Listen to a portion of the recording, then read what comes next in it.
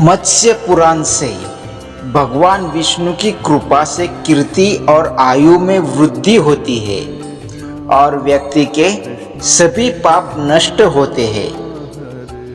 संसार से बुराई को खत्म करने के लिए भगवान विष्णु ने कई अवतार लिए, जिसमें मत्स्य अवतार भी एक है।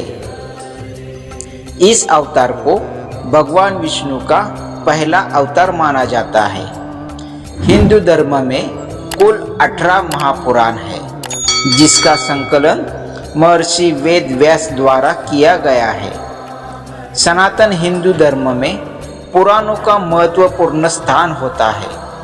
इनके जरिए ईश्वर के स्वरूप, उनकी लीलाओं और जीवन के सिद्धांतों का वर्णन मिलता है। एक बार मनु महाराज क्रुद्ध माला नदी में स्नान करने गए। वे संध्या वंदन करते हुए सूर्य को अर्घ्य दे रहे थे। तभी उनके हाथ में एक छोटी सी मछली आ गई। वो जैसे ही मछली को वापस नदी में छोड़ने जा रहे थे, तभी मछली ने कहा, महाराज, मुझे यहाँ मत छोड़िए। यहाँ बड़े बड़े जीव जंतु हैं जो मुझे खा जाएंगे। तब मनु महाराज ने मछली को कमंडल में रख लिया और महल ले आए। रात भर में मछली का आकार इतना अधिक बढ़ गया कि कमंडल में रहने के लिए पर्याप्त स्थान नहीं बचा। इसके बाद मनु महाराज ने मछली को एक बड़े से घड़े से रखा, लेकिन अगले दिन मछली का आकार और बढ़ गया और घड़े में भी स्थान कम पड़ने लगा। तब महाराज ने उसे तालाब में छोड़ दिया, लेकिन मछली इतनी बड़ी हो गई कि तालाब भी कम पड़ गया। अंत में मनु महाराज ने मछली को गंगा जी में छोड़ दिया, जिससे वह समुद्र में चली गई। समुद्र में भी मछली का आकार निरंतर बढ़ रहा था। आखिरकार मनु महाराज ने कहा, प्रभु, मत्स्य रूप में हमें मोहित करने वाले आप कोई साधारण शक्ति तो नहीं हो। आप तो सर्वशक्तिमान, सर्वव्यापी भगवान विष्णु ही है। आपने मत्स्य का यह रूप क्यों धारण किया है, बताने की कृपा हमें जरूर करें। तब मत्स्य रूपी भगवान विष्णु ने कहा, हे राजन, प्रलय का समय नजदीक है और शीघ्र ही पूरी पृथ्वी जलमग्न होने वाली है। आप एक सुदृढ़ नौका बनाकर उसमें रस्सी बनाकर सवार हो जाइए और सप्त ऋषियों के साथ में बीज, भूत, औषधि आदि को लेकर मेरी प्रतीक्षा करें। उस महाप्रलय में मैं ही आपके प्राणों की रक्षा करूंगा। मनु महाराज ने कहा, भगवान, यह प्रलय कब आएगा और मैं सभी जीवों की रक्षा कैसे कर सकूंगा?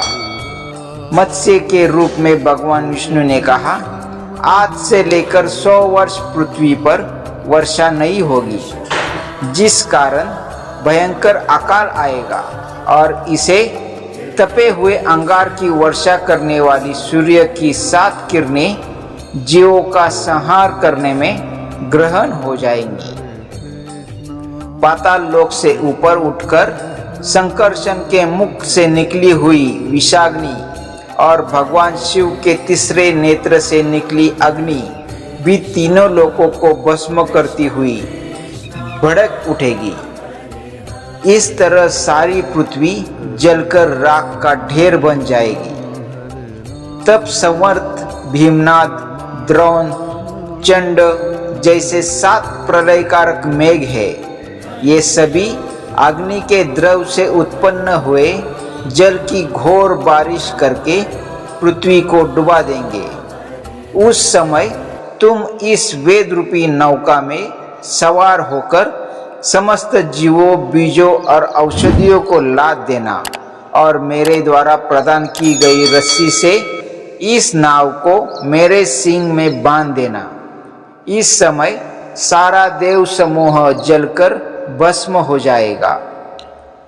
लेकिन मेरे प्रभाव के कारण तुम सुरक्षित रह जाओगे।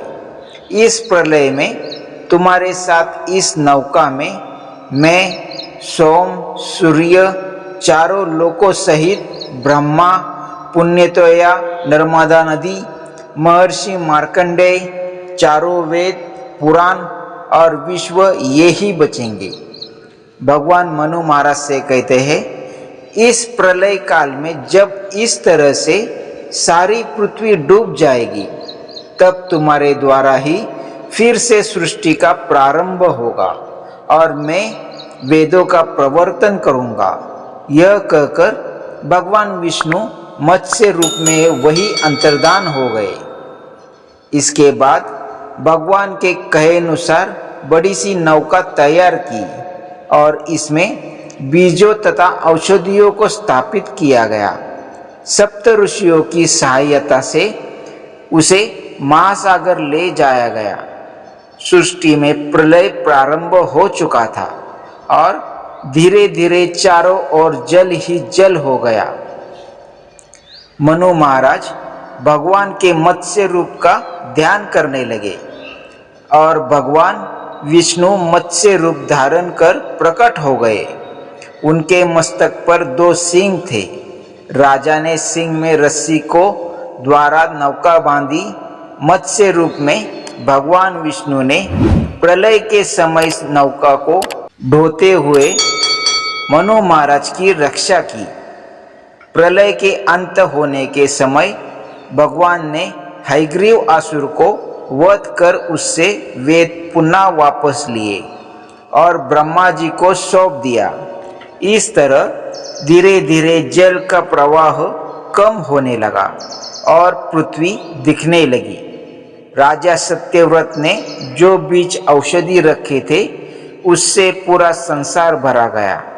इसके बाद ब्रह्मा जी ने मानसी सृष्टि की रचना की, लेकिन उस सृष्टि का कोई परिणाम न देखकर दक्ष प्रजापति मैथुनी सृष्टि से संसार का विकास करते हैं।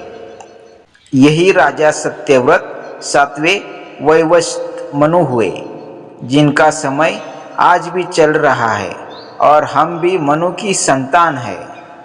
नमस्कार मेरे दर्शक भाई और बहनों, मेरे वीडियो आपको अच्छे लगे तो शेयर, लाइक और कमेंट करना और नए नए वीडियो देखने के लिए सब्सक्राइब जरूर करना।